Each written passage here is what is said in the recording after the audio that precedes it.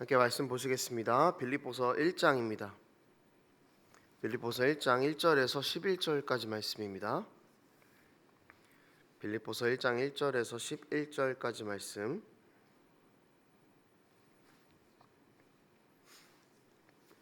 빌립보서 1장 1절에서 11절까지 말씀 한 절씩 교독하겠습니다. 그리스도 예수의 종 바울과 디모데는 그리스도 예수 안에서 빌립보에 사는 모든 성도와 또 한 감독들과 집사들에게 편지하노니, 우리 아버지와 주 예수 그리스도의 너에게 있을지어다.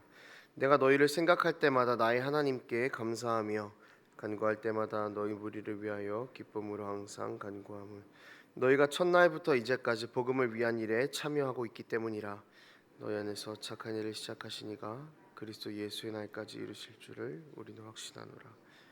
내가 너희 무리를 위하여 이와 같이 생각하는 것이 마땅하니 이는 너희가 내 마음에 있음이며 나의 매임과 복음을 변명함과 확정함에 너희가 다 나와 함께 은혜에 참여한 자가 됨이라. 심장으로 너희 무리를 얼마나 사모하는지 하나님이 내 증인이시니라. 내가 기도하노라. 너희 사랑을 지식과 모든 총명으로 점점 더 풍성하게 하사 너희로 지극히 선한 것을 분별하며 또 진실하여 그리스도의 날까지 이르고. 함께 했습니다.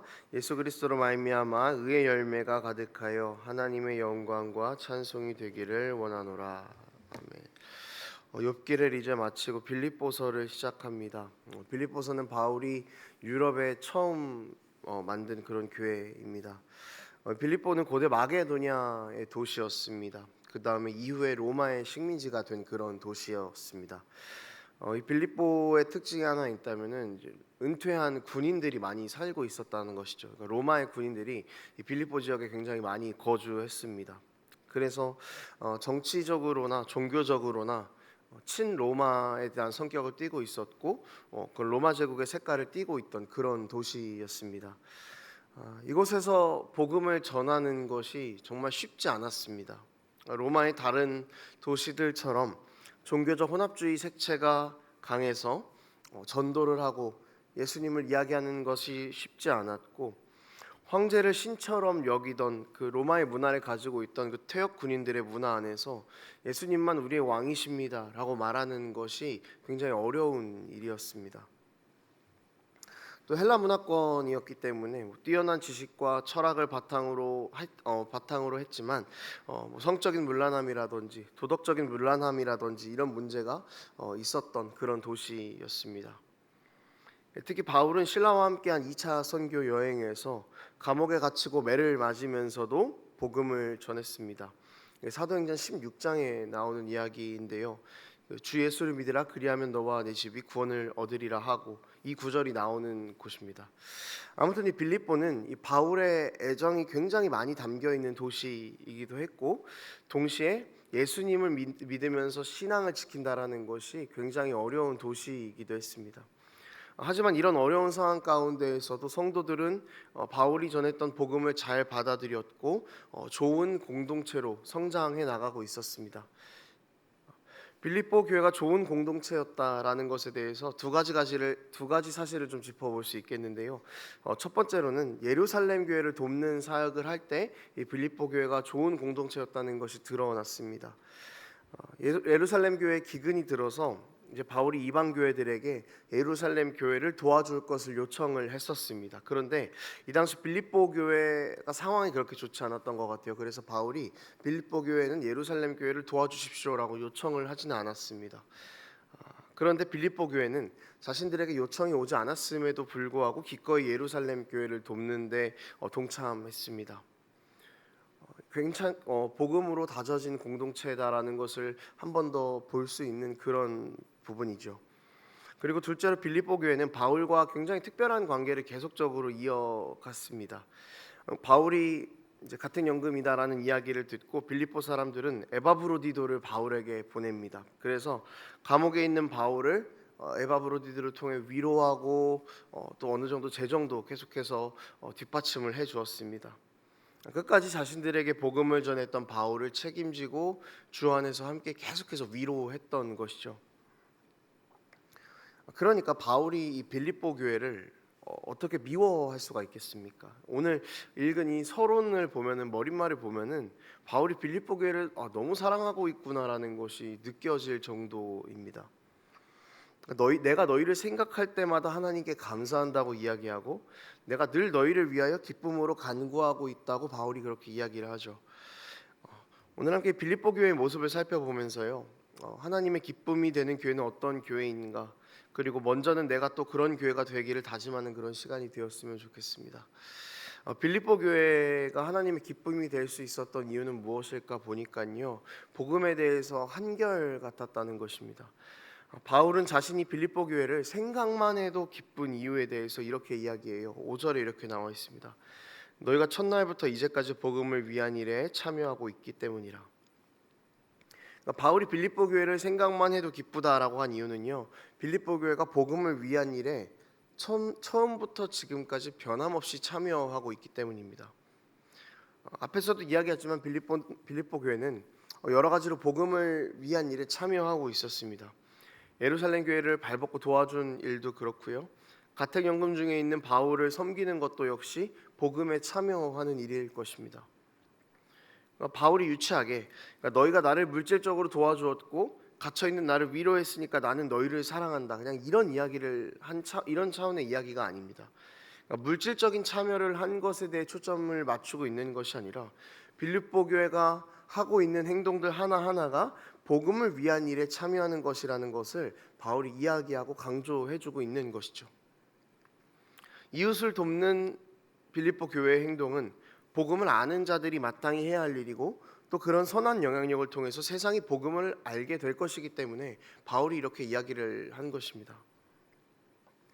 그리고 여기서 정말 가장 중요한 부분은 복음을 위한 일에 참여하는 빌립보 교회의 모습이 변함없이 한결같다라는 것입니다. 앞에서도 잠깐 이야기했지만 이 복음대로 살기 참 어려운 빌립보라는 도시에서 복음을 전하는 것이 불가능한 선교지, 그런 빌립보에서 복음에 대해 적대적인 빌립보에서, 그리고 한결같이 빌립보 교인들은 복음을 위한 일에 참여를 했습니다. 그리고 계속해서 그 복음을 지니고 좋은 공동체로 발전해 나갔다는 것이죠. 처음 바울이 복음을 전했을 때나 바울이 떠났을 때나 영향력 있는 지도자가 있나 없나 이런 것과 상관없이 그들은 들은 복음을 계속해서 잊지 않고 지켜내고 스스로 공동체 안에서 발전시켜 나갔다는 것입니다. 여러분, 한결같다라는 것, 이것은 복음의 성격과도 너무나 닮아 있습니다. 복음은 우리를 향한 하나님의 변함없는 사랑의 결정판입니다. 창세전부터 우리를 계획하신 하나님의 구원 계획은 단 한 번도 변하지 않았습니다.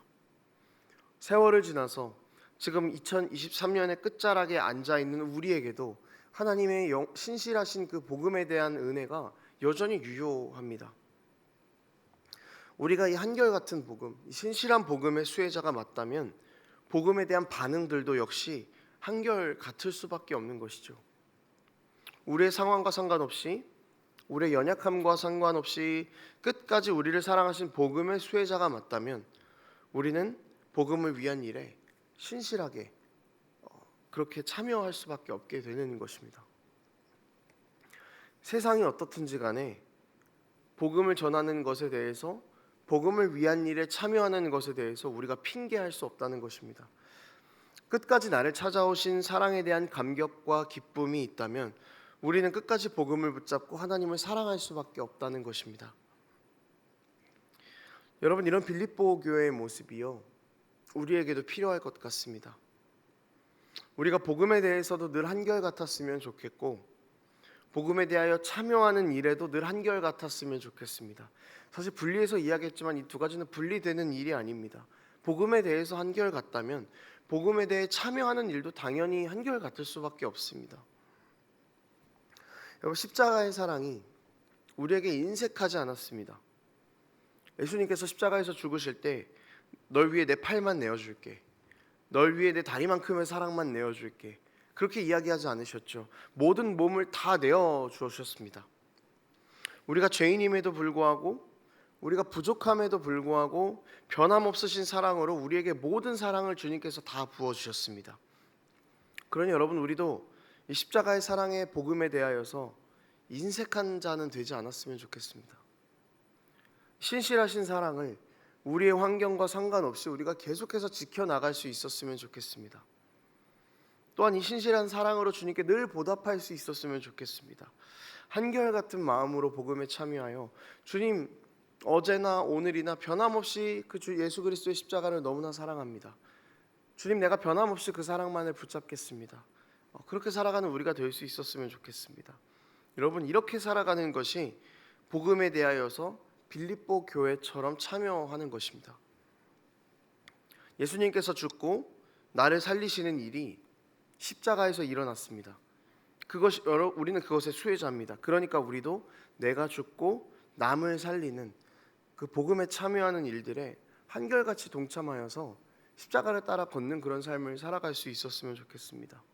이웃을 사랑함으로, 또 나를 부인함으로 그렇게 우리 모든 삶을 통해서 십자가를 드러낼 수 있었으면 좋겠습니다. 그리고 이 모습이 어떤 상황에서도 한결같았으면 좋겠습니다. 이 모습이 지금 바울에게 칭찬받고 있는 빌립보의 모습입니다. 말씀을 정리하도록 하겠습니다. 여러분, 복음에 대해서 신실한 우리가 되었으면 좋겠습니다.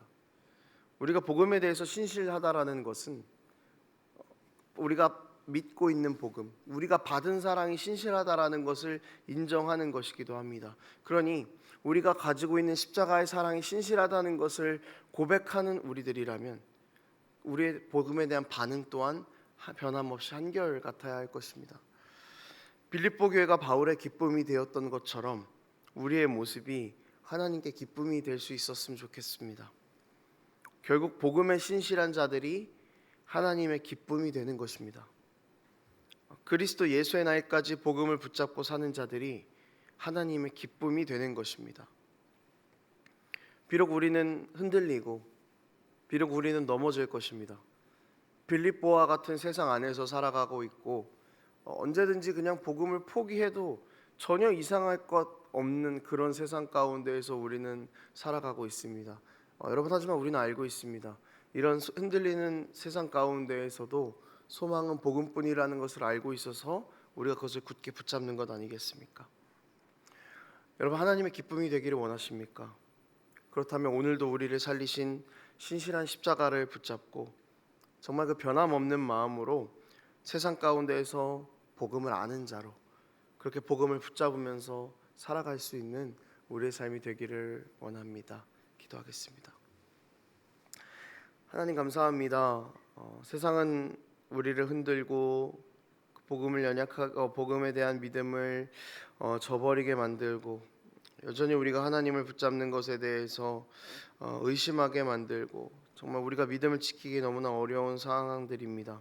그러나 주님, 빌립보 교회 성도들이 어떤 상황 가운데에서도 신실한 그 복음을 붙잡았던 것처럼 우리도 우리에게 주어진 이 상황들 가운데에서 믿음으로 복음을 붙잡을 수 있도록 우리와 함께하여 주시옵소서.